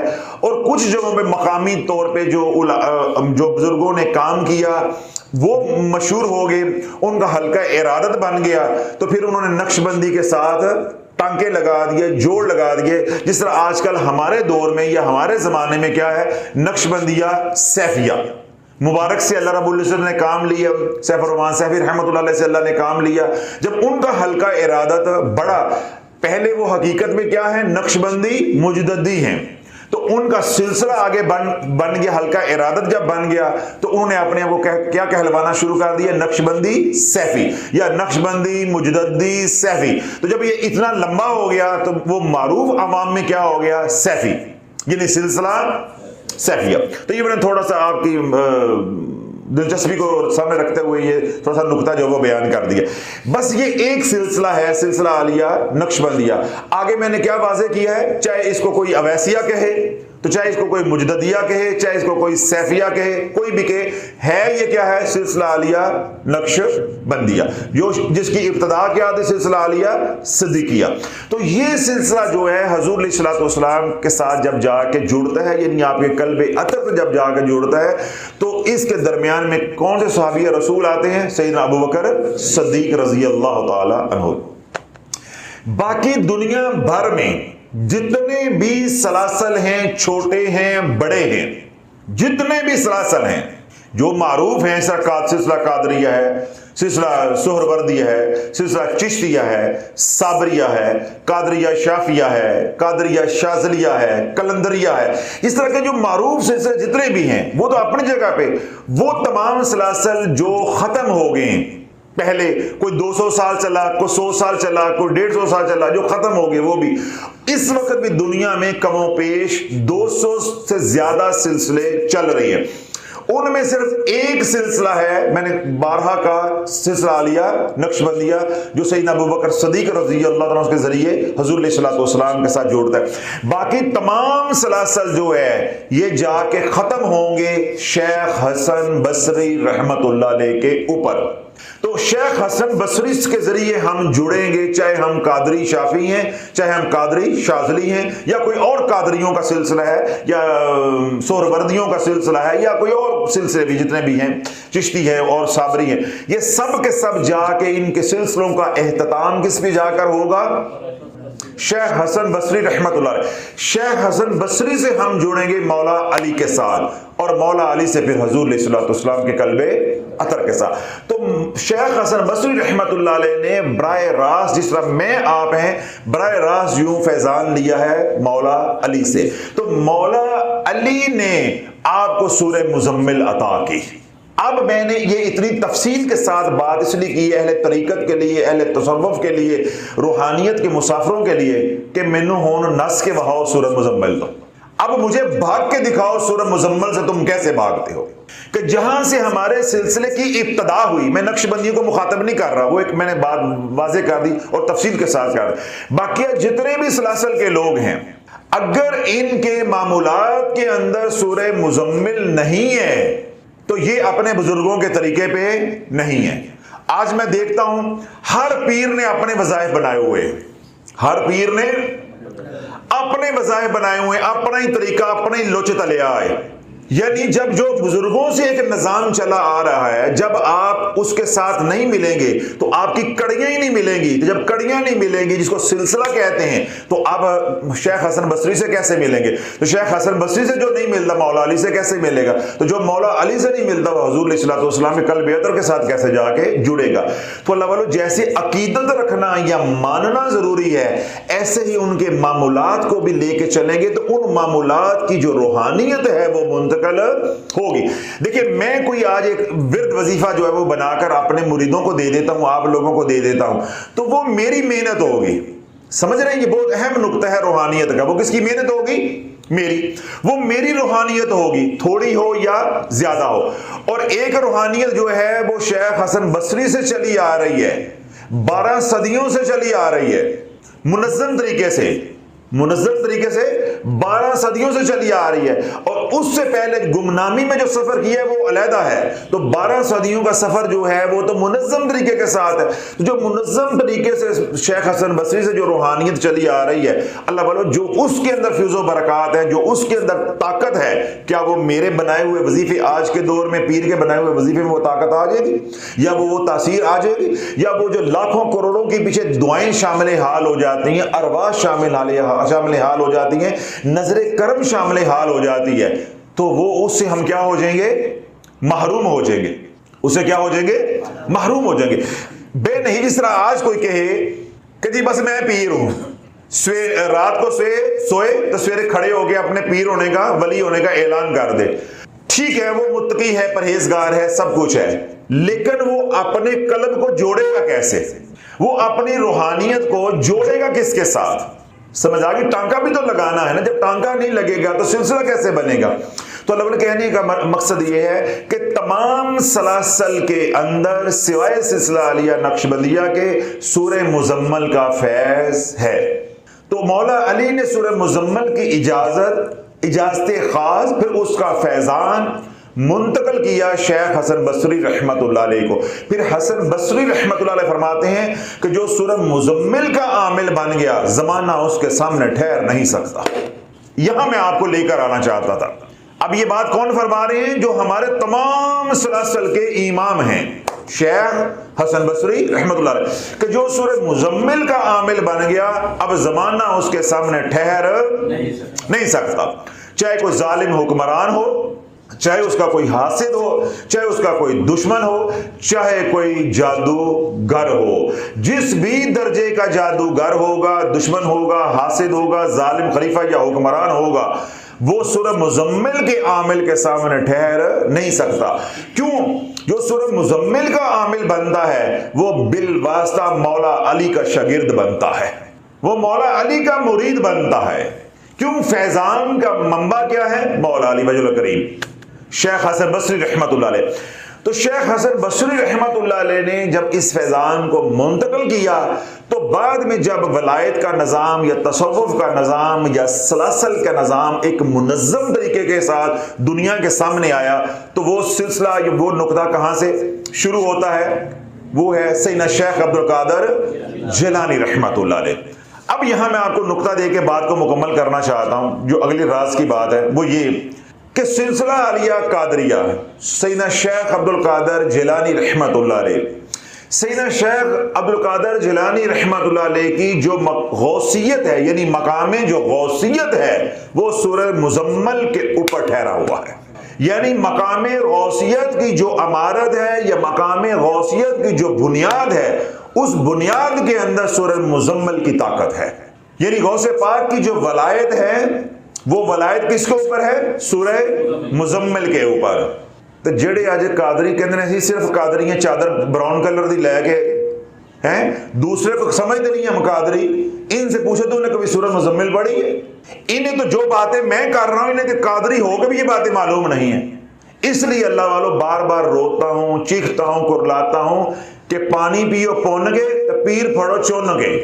پانی پیو، نہیں سمجھ آئی، نہیں سمجھ آئی۔ پانی پیو پون کے، یعنی چھان کے، فلٹر کر کے۔ یہ میں لفظ میں لیکچر دے رہا ہوں، جب میں انگلش میں بولوں گا تو آپ کو سمجھ آئے گی، یا UMD لاہور میں لیکچر دے رہا ہوں۔ بھائی سرائکی پنجابی بیٹھے ہو، آپ کو پنجابی سمجھ نہیں آ رہی؟ پانی پیو پون کے تے پیر پھڑو چون کے، یعنی پانی جب پیو تو اس کو دیکھ بھال کے فلٹر کر کے، بھئی گندا نہ ہو، کسیلا نہ ہو، کیونکہ پانی گندا پی لو گے تو صحت خراب ہو جائے گی، پیر ناقص پکڑ لو گے تو روح خراب ہو جائے گی، روح بیمار ہو جائے گی۔ اس بات کے اندر حکمت یا کہنے یا میرا عرض کرنے کا مقصد یہ ہے کہ پانی پیو پون گے تو پیر پھڑو چون کے۔ تو جو پیر ہی ایسا پکڑ لو گے جنہیں خود ہی معلوم نہیں ہے کہ ہمارے سلسلے کی جو روحانیت ہے اس کی بنیاد کیا ہے، اس کی بنیاد کیا ہے۔ جیسا میرے پاس ایک قادری صاحب آئے تو میں نے انہیں کہا کہ آپ سلسلہ قادریہ میں مرید ہیں، تو میں آپ کو سلسلہ قادریہ میں مرید کر دیتا ہوں تاکہ جو آپ نے سفر کیا ہوا ہے وہ آپ کا اس میں جو ہے وہ شامل ہو جائے گا، یعنی ہم آپ کو آگے چلائیں گے، یا بجائے کہ ہم دوبارہ پیچھے سے ABC سے شروع کرائیں، الف ب سے شروع کروائیں تو آپ کا وقت بچ جائے گا۔ تو میں نے کہا مجھے تھوڑا بہت اپنے بارے میں بتائیں کہ آپ نے سلسلہ قادریہ کی کون کون سی منازل طے کی ہیں، یا اسباق آپ کے مرشد نے کروائے ہیں، کوئی اسباق کی ہیں تو وہ بتائیں، منازل ہیں تو وہ کی ہیں کہ وہ بتائیں، یا کوئی مقامات طے کیے ہیں تو مقامات کے حوالے سے مجھے بتائیں کیا آپ نے کیا ہے، یا اذکار کیے ہیں یا چلے کیے ہیں، جیسے بھی آپ کے مرشد نے چلایا مجھے کچھ بتائیں، پھر میں اس کے مطابق آگے چلاؤں۔ تو وہ چپ۔ میں نے کہا کہ منازل، کہتے چپ۔ میں نے کہا اذکار، چپ۔ میں نے کوئی اراد و وظائف، کہتے چپ۔ میں نے پھر ان سے پوچھا، میں نے کہا جی آپ کو سلسلہ عالیہ قادریہ میں کتنے سال ہو گئے ہیں؟ کہتے ہیں جی 18 سال۔ آپ تھوڑا سا اس سے اندازہ لگائیں کہ جتنی میری زندگی ہے اس میں سے 18 سال نکال دیں تو میں باقی میں کتنے کے سالوں کا رہ جاؤں گا۔ یعنی یہ حالات ہیں روحانیت کے یا پیری مریدی کے آج کل۔ 18 سال مرید نے لگائے ہیں، اسے یہ معلوم نہیں ہے کہ میرے سلسلے کے ذکر کیا ہے، اوراد و وظائف کے معمولات کیا ہے، یا میں نے کرنا مرنا کیا ہے۔ پھر جب میں نے اور کھینچا کہ بھئی آپ وہاں کیا کرتے تھے، کہتے جی ہم تو وہاں ہوکا لگاتے تھے۔ کیا لگاتے تھے؟ ہوکا لگاتے تھے، یعنی وہ آواز دیتے تھے۔ نماز کے لیے واللہ علم لگاتے ہوں گے، یا کوئی گشت وغیرہ کے لیے کوئی واللہ علم کیا لگاتے۔ بہرحال انہوں نے یہ مجھے کہا جی ہم ہوکا لگاتے ہیں۔ میں نے کہا جی ہوکا لگانے کے لیے تو سیدنا شیخ عبد القادر جیلانی رحمۃ اللہ علیہ کی ضرورت ہی نہیں ہے، ہوکا لگانے کے لیے تو مسجد کا مولوی کافی ہے، یہ اتنے پاپڑ بیلنے کی پھر ہمیں کیا ضرورت ہے۔ تو اللہ وہ عرض کرنا یہ چاہ رہا ہوں کہ سورہ مزمل، اگر آپ روحانیت میں مقام چاہتے ہیں تو سورہ مزمل سے آپ کی جان نہیں چھوٹتی۔ دوسری بات میں نے کیا کہی کہ سوائے ایک سلسلے کے یعنی سلسلہ عالیہ نقشبندیہ کے تمام سلاسل کی روحانیت کی جو جڑ ہے، بنیاد ہے، وہ کیا ہے؟ سورہ مزمل۔ میں نے 3-4 مرتبہ یہ بات دہرائی ہے، اب میں دلیل دیتا ہوں۔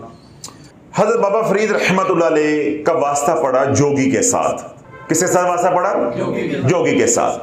سید علی حجویری رحمت اللہ علیہ کا واسطہ پڑا جوگی کے ساتھ۔ مشہور کرامتیں ہیں نا جو آپ نے سنی ہوئی ہیں۔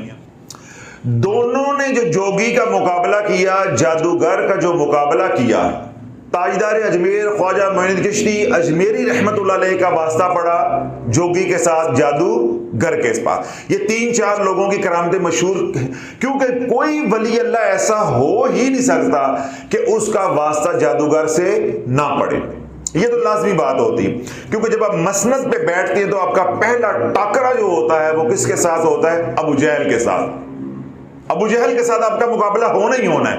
ہر دور کا ابو جہل یا ہر دور کا فرعون ہوتا ہے، جس طرح نبی کے ساتھ فرعون ہوتا ہے ایسے ولی کے ساتھ فرعون ہوتا ہے۔ جس طرح حضور علیہ الصلوۃ والسلام کا فرعون ابو جہل تھا، تو ہمارے زمانے میں بھی جو بھی ولی اللہ بنے گا یا اس مقام پہ مقام ولایت پہ پہنچے گا تو اس کا فرعون کیا ہوگا؟ ابو جہل۔ کوئی نہ کوئی اس شکل میں جادوگر کی شکل میں ظالم کوئی بڈیرا ہوگا اس کے ساتھ، لیکن عمومی طور پہ جو ٹاکرا ہوتا ہے، مقابلہ ہوتا ہے، وہ کس کے ساتھ ہوتا ہے؟ جادوگر سے۔ سید علی حجویری تاجدار اجمیر اور بابا فرید رحمت اللہ علیہ نے اپنے دشمنوں کو جو ناک رگڑوائی سورہ مزمل سے رگڑوائی، سورہ مزمل سے۔ آپ نے سورہ مزمل پڑھی، یعنی سورہ مزمل پڑھتے جا رہے ہیں، اس کے سارے کمالات جو ہے وہ سلب ہوتے جا رہے ہیں۔ یعنی جس طاقت پہ ان کو گمنڈ تھا، جس طاقت پہ وہ بھتہ لیتے تھے، دودھ لیتے تھے بھینسوں کا، تو آپ نے وہ ساری طاقت، وہ سارے کمالات کیا کر لیے؟ سلب کر لیے۔ آپ کے مرید خاص خواجہ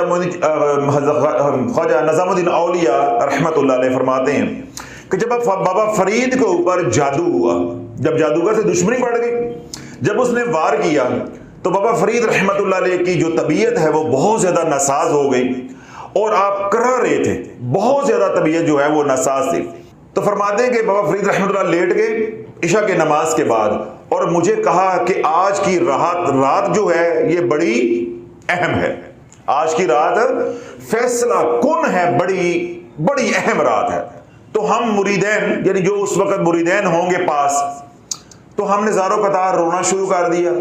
ہمیں یہ تھا کہ واللہ عالم کہیں پرواز کا پروگرام آ گیا ہے، پروانہ آ گیا ہے، تو ہم نے زاروں قطار رونا شروع کر دیا۔ تو مخدوم نے، یعنی شیخ نے فرمایا کہ میرے سرہانے بیٹھ کے تو بس تم سورہ مزمل پڑھتے رہو، میرے سرہانے بیٹھ کر سورہ مزمل پڑھتے رہو۔ تو حضرت نظام الدین اولیاء رحمۃ اللہ فرماتے ہیں کہ بعد نماز عشاء میں بابا فرید رحمۃ اللہ علیہ کے بالکل قریب سرہانے بیٹھ کے میں نے سورہ مزمل شروع کی، یہاں تک کہ فجر کی اذان کا وقت آ گیا تو بابا فرید نے آنکھیں کھول دی اور فرمایا کہ جو منزل آج کی رات ہم نے پانی تھی وہ پا چکے ہیں، جو منزل، جو مقام آج کی رات ہم نے پانا تھا، جو ہم نے کہا تھا کہ آج کی رات فیصلہ کن ہے، یعنی ایک طرف کشتی جو ہے وہ کنارے لگ کے رہے گی یا ڈوب کے رہے گی، فیصلہ ہو کے رہے گا حق اور باطل کا، وہ فیصلہ ہو چکا ہے۔ اب کیا تھا کہ جادوگر کے تمام کمالات سورہ مزمل کی برکت سے سلب ہو گئے، اور اگلے دن نہیں چڑھا تھا تو وہی جادوگر بابا فرید کے قدموں میں تھا، وہ جادوگر بابا فرید کے قدموں میں تھا۔ اس لیے نظام الدین اولیاء رحمۃ اللہ فرماتے ہیں کہ جو سورہ مزمل کو لکھ کر، اب توجہ رکھیے گا ذرا، سورہ مزمل کو لکھ کر اپنے ہاتھ کے ساتھ، یہ نہیں کہ قرآن مجید لے جائیں بازار سے جا کے فوٹو اسٹیٹ کروا لیں، وہ عکس ہوتا ہے، اپنے ہاتھ کے ساتھ لکھ کر، ٹھیک ہے، سبز رنگ کا مارکر لے لیں یا نیلے رنگ کا مارکر لے لیں، اور جو صفحہ لینا ہے اس کے اوپر لکیریں نہ ہوں، یعنی میتھ کا جو پرچہ ہے، صفحہ جو ہے وہ یوں ہونا چاہیے، اس طرح سادہ، لکیروں والا نہیں ہونا چاہیے۔ تو نیلے رنگ کا یا سبز رنگ کا مارکر لے کر سورہ مزمل لکھیں، اوپر لکھیں درود پاک اللہم صلی علی سیدنا محمد وعلی آل سیدنا محمد، درمیان میں اعوذ باللہ من الشیطان الرجیم، پھر بسم اللہ الرحمن الرحیم، پھر پوری سورہ مزمل قرآن مجید فرقان حمید کو سامنے رکھ کے اعراب لگا کے خوش نما طریقے کے ساتھ، خطاطی کے ساتھ جو وہ لکھیں۔ جب یہ ختم ہو جائے پھر آخر پہ دوبارہ اللہم صلی علی محمد وعلی آل محمد۔ اب یہ پرچہ ہے، یہ دیکھیں، اس پرچے پہ آپ نے یہاں لکھا درود پاک اللہم صلی علی سیدنا محمد وعلی آل محمد، یہاں آپ لکھا اعوذ باللہ، یہاں لکھا بسم اللہ، پھر یہ ساری آپ نے سورہ مزمل لکھی ہے۔ یہاں پھر آپ دوبارہ کیا لکھیں گے؟ اللہم صلی علی سیدنا محمد وعلی آل محمد۔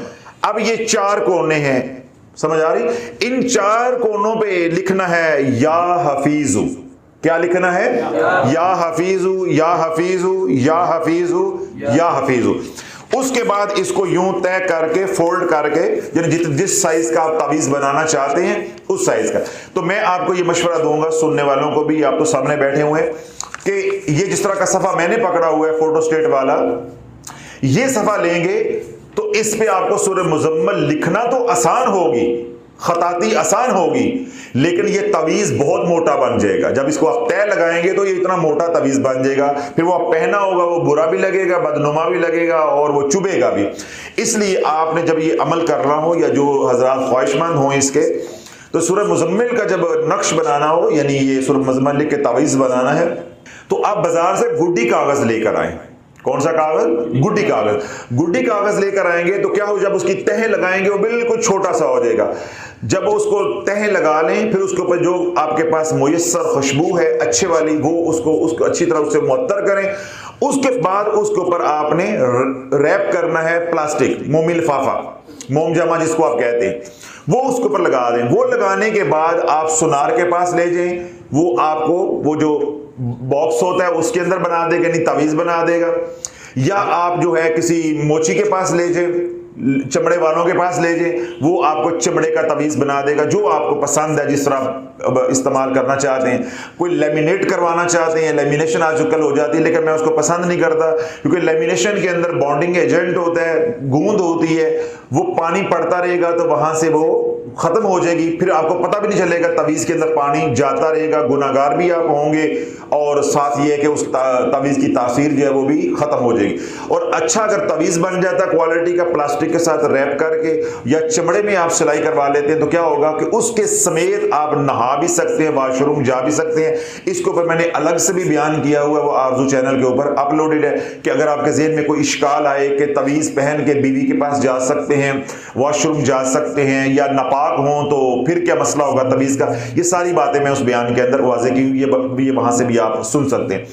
اب حضرت نظام الدین اولیاء رحمۃ اللہ فرماتے ہیں کہ جس نے یہ تعویذ بنا کر گلے میں ڈال لیا, اگر وہ 7 سورۃ مزمل ایک بار زندگی میں روزانہ پڑھتا رہے اور اس کے اوپر کوئی ایسی مشکل آ جائے کہ وہ مٹی کو ہاتھ ڈالے اللہ سونا کر دے گا, وہ مٹی کو ہاتھ ڈالے گا اللہ سونا کر دے گا. پھر اگر اس کے اوپر ایسے بھی آزمائش حالات آ جائیں کہ وہ چلتے دریا بہتے پانی کے اوپر سورۃ مزمل پڑے کہ اس کا رخ موڑنا ہے, یہ پانی ٹھہر جائے تو وہ چلتے پانی کو ٹھہرا دے گا سورۃ مزمل کی طاقت سے. اگر کہیں آگ لگ گئی ہے گھر میں, روڈ پہ, کسی محلے میں, سورۃ مزمل پڑے گا اور اس نے ساتھ یہ نقش پہنا ہوگا تو انشاءاللہ سورۃ مزمل کی تلاوت ابھی مکمل نہیں ہوگی, آگ جو ہے وہ قابو میں آ جائے گی. پھر آپ فرماتے ہیں کہ جس نے یہ نقش پہنا ہو, یعنی جو اس کا عامل ہو, جو سورۃ مزمل روزانہ ایک بار پڑھتا ہو, وہ بیمار کے پاس بیٹھ کے سورۃ مزمل پڑھ کے دم کرے گا, پانی پہ دم کر کے چھینٹے مارے گا, پانی اس کو پلائے گا, بس ایک بار ہی دم کرے گا, اللہ شفائے کاملہ عاجلہ عطا فرما دے گا. اسی طرح نافرمان کوئی ہے, جانور ہے یا انسان ہے, جانور ہے یا کوئی انسان ہے, سورۃ مزمل پڑھ کے, وہ سورۃ مزمل کا عامل جس نے یہ نقش پہنا ہوا ہے اور روزانہ ایک بار سورۃ مزمل پڑھنے کا عادی یعنی اس کا معمول ہے, تو وہ ایک بار سورۃ مزمل پڑھ کے, جانور ہے یا انسان ہے, سب بچے نافرمان ہو جاتے ہیں, اس کے دائیں کان میں پھونک مارے گا, پھر ایک پھونک بائیں کان میں مارے گا, اس کے بعد اس کے چہرے پہ پھونک مار دے گا, انشاءاللہ ہر طرح کی بری عادت سے اللہ اس کو چھٹکارا عطا فرما دے گا. اسی طرح اگر وہ نافرمان ہے یعنی نماز روزے کی طرف نہیں ہے, دین کی طرف نہیں ہے, تو ایسا عامل جس نے یہ نقش پہنا ہو یا سورۃ مزمل کو لکھ کے گلے میں پہنا ہو اور ایک بار روزانہ پڑھنے کا عادی ہو, اس کا معمول ہو, تو وہ ایسے شخص کو جو دین سے دور ہے, بے روی کا شکار ہے, اس کو پانی پہ دم کر کے سورۃ مزمل پلائے گا, انشاءاللہ العزیز اللہ رب العزت سورۃ مزمل کی جو نورانیت ہے اس کے صدقے اللہ اس کے قلب کو جو ہے وہ نورانی فرم کر دے گا. تو اللہ یہ تمام جو نفع ہیں یہ کس سے ملیں گے؟ سورہ مزمل سے. تو سورہ مزمل پڑھنے کا اب طریقہ ہے. اب یہ نہیں ہے کہ میں نے اتنا کچھ بولا اور آپ اب یہ سوچیں حضرت صاحب سورہ مزمل پڑھنے کے تو بہت نفع ہیں تو میں بھی سورہ مزمل پڑھنا شروع کر دوں. اللہ بلو اگر آپ میرا یہ بیان سن کے سورہ مزمل پڑھنا شروع کر دو یا میں پڑھوانا شروع کر دوں اور آخر پہ میں یہ کہہ دوں کہ اجازت عام ہے, جو حضرات پڑھنا چاہتے ہیں پڑھو, مجھے یوٹیوب سے پیسے آنے چاہیے, میرا رسالہ بکنا چاہیے, یا میری کوئی کتاب ہے تو فضائل کی لکھی ہوئی تھی میری وہ بکنی چاہیے, مجھے پیسے آنے چاہیے, تو کیا ہم نے مرنا نہیں ہے؟ باتیں ہم کملی والے کی کر رہے ہیں, باتیں ہم مولا علی کی کر رہے ہیں, تو اللہ والے ان کو کیا منہ دکھائیں گے؟ مرنا تو اللہ والے دور کی بات ہے. جو مومن سے, جو اللہ کی مخلوق سے دغا کرتا ہے وہ اس دنیا میں مر جاتا ہے. اللہ اس کی دنیا ہی اجاڑ دیتا ہے, وقتی طور پہ اس کو عروج آتا ہے لیکن اللہ دنیا اجاڑ کے رکھ دیتا ہے. اب میں جہاں وہ مجھے تانا ملا تھا بیان کے دوران, اندر ہی اندر بات آئی تھی, ماسیوں نے, مائیوں نے, بابوں نے, بیٹیوں نے تانا دیا تھا. کل تک تو حضرت صاحب آپ 5 صورتیں بند کروا رہے تھے اور آج آپ نے سورہ مزمل پہ بیان شروع کر دیا ہے. اب میں ان کو کہوں گا نیڑے نیڑے ہو جاؤ, اگے آ جاؤ, پہلی سیٹاں تے آ جاؤ. سمجھ آ رہی؟ یعنی اگلی سیٹاں دے آ جاؤ تو توجہ کے ساتھ سنو کہ میں کیسے رو رہا ہوں کہ سورہ مزمل کیسے پڑھنی ہے. کیا تم نے 5 سورتیں میں یوں پڑھی تھی؟ پھر تمہیں سمجھ آ جائے گی کہ میں یہ نہیں کہتا کہ 5 سورتیں نہیں پڑھو، مدنی سورہ نہیں پڑھو، رسالہ نہیں پڑھو، یا قرآن نہیں پڑھو، یا اللہ کا ذکر نہیں کرو. ہم تو یہ کہتے ہیں کہ کرو، ضرور کرو، مگر شرائط کے ساتھ کرو، مگر شرائط کے ساتھ کرو. تو جب آپ شرائط کے ساتھ نہیں کریں گے تو جو ہوتا ہے وہ آپ نے پہلے دیکھ لیا. جو میں بتاؤں گا اگر میری بتائی ہوئی شرائط کے مطابق اب چلو، آپ کو کچھ ہو جائے اس دنیا میں بھی ذمہ دار ہوں، قیامت کو بھی ذمہ دار ہوں. تو اب آپ نے توجہ رکھنی ہے. جو پچھلی سیٹوں پہ بیٹھے ہوئے تھے نا 5 سورتیں متاثرین، رسالہ متاثرین، مدنی سورہ متاثرین، ان کو میں نے کیا کہا ہے؟ آگے آگے آ جائیں، پہلی سیٹوں پہ آ جائیں، کیونکہ کان بند ہوئے ہیں نا. رجت کی پہلی علامت یہ ہوتی ہے کہ دماغ بند ہو جاتا ہے، کان بند ہو جاتا ہے. آپ سمجھ رہے ہیں کہ مدرسہ مذاق کر رہے ہیں کہ کان بند ہوئے ہوئے ہیں؟ بھائی میں مذاق نہیں کر رہا. رجت کے مریض کا دماغ بند ہوا ہوتا ہے، اسے بات ہی سمجھ نہیں آتی. یہاں کتنی بار دیکھیں آپ لوگ کلینک کرواتے ہیں، ہم پوری بات سمجھا دیتے ہیں، سر مارتے جائیں گے، مارتے جائیں گے، روتے جائیں گے، سر مارتے جائیں گے. 15 منٹ ہمارا ٹائم کھا کے بعد میں کیا کہیں گے؟ حضرت صاحب وہ لکھ کے دے دو. آپ دیکھتے نہیں ہیں تو آپ سمجھ رہے تھے میں ان کو طنز کر رہا ہوں، اللہ نہ کرے، یا ان کو مذاق کر رہا ہوں کہ آگے آگے آ جائے. تو بھائی میں اپنے انداز میں ان کو جھنجھوڑ رہا ہوں کہ تم اس حال کے اندر ہو، اس لیے ان کو میں کہہ رہا ہوں کہ یہ سیٹیں تو اٹھ کے اگلی سیٹیں دے آ جاؤ، تمہیں بات سمجھ نہیں آنی. پھر تم نے کومنٹس کرنے ہیں حضرت صاحب یہ کس طرح پڑھنی ہے. بھائی جس طرح 5 سورتوں میں پڑھی ہے ایسے نہیں سورہ مزمل پڑھی جاتی. کسی بھی سورت کو جب وظیفہ بناؤ گے تو یہ ایسے کام نہیں چلے گا. ایک خاتون مجھے کہنے لگی حضرت صاحب یہ کل پرسوں کی بات ہے، میں 5 سورتیں پڑھتی ہوں اپنی والدہ کو احصال ثواب کرنے کے لیے. میری والدہ فوت ہو گئی ہیں، ان کو احصال ثواب کے لیے پڑھتی ہوں. میں نے کوئی وظیفہ نہیں بنایا. میں نے کہا بیٹا میں نے ساری زندگی اس کام میں کھپا دی ہے، تو جس کو میں وظیفہ سمجھتا ہوں اگر وہ وظائف نہیں تھے تو بتا پہلے یہ مجھے سمجھا دے کہ وظیفہ ہوتا کیا ہے. یا میں غلط چل رہا ہوں یا تجھے ہی پتا کوئی نہیں کہ وظیفہ کیا ہوتا ہے. یعنی اتنی عوام کی عقل ہے یا اتنا شعور ہے، یعنی عوام کا اتنا روحانیت کا علم ہے، اتنا کیلیبر ہے.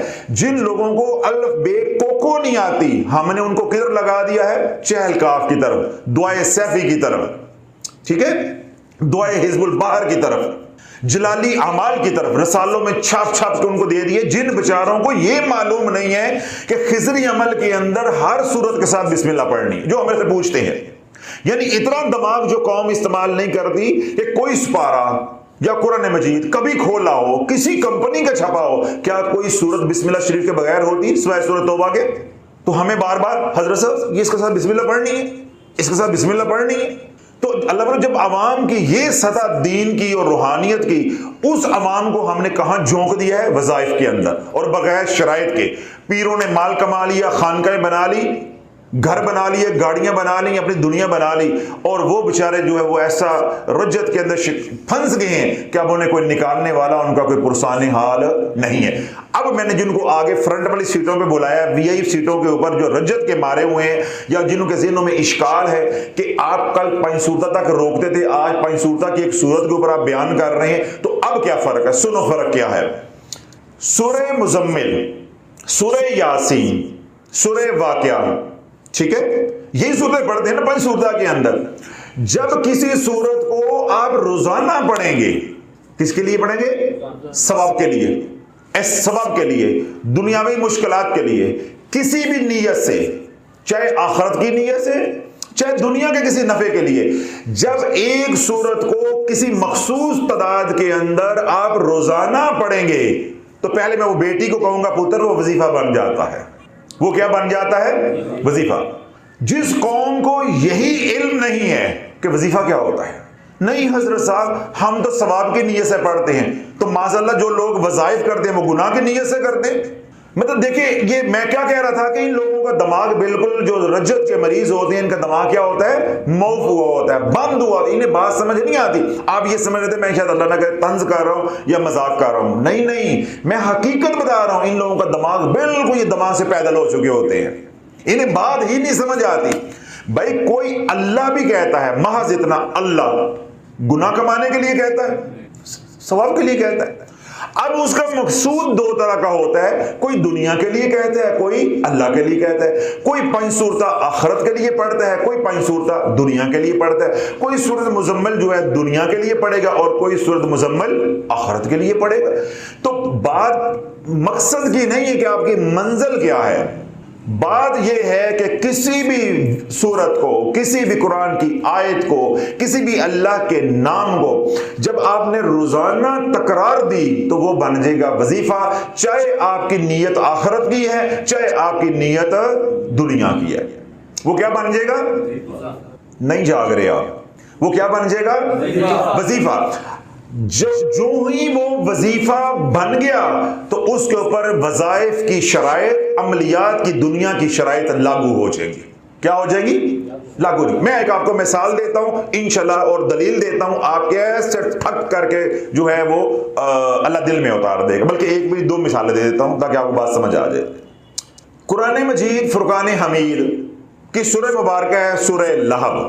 کیا ہے؟